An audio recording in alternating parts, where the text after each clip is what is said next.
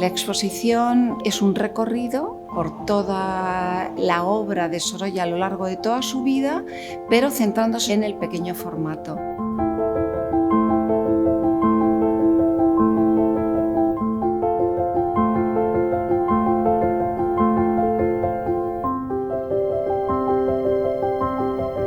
La importancia del pequeño formato en Sorolla es enorme. Sus avances desde un principio están claramente marcados por estas obras de pequeño formato, que son obras muy rápidas, de una brillantez enorme, son una síntesis de su mirada y en las que puede investigar y adelantarse mucho a esas obras de gran formato.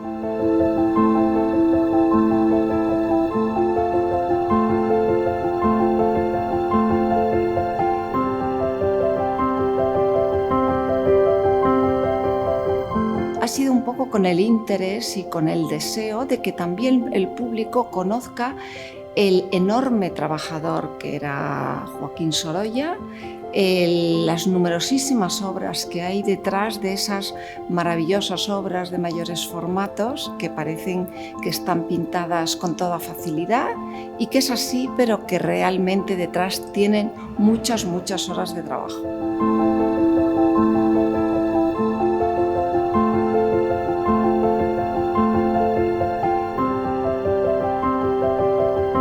Es esa síntesis de la mirada del artista en la que quiere recoger de manera rápida la primera impresión que tiene de lo que está viendo.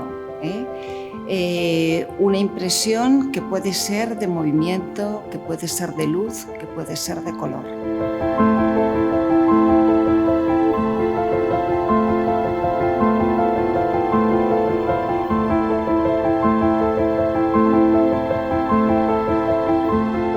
Son realmente obras en sí mismas, no son estudios para, no se deben considerar estudios para, son obras en sí mismas y es el alma del pintor.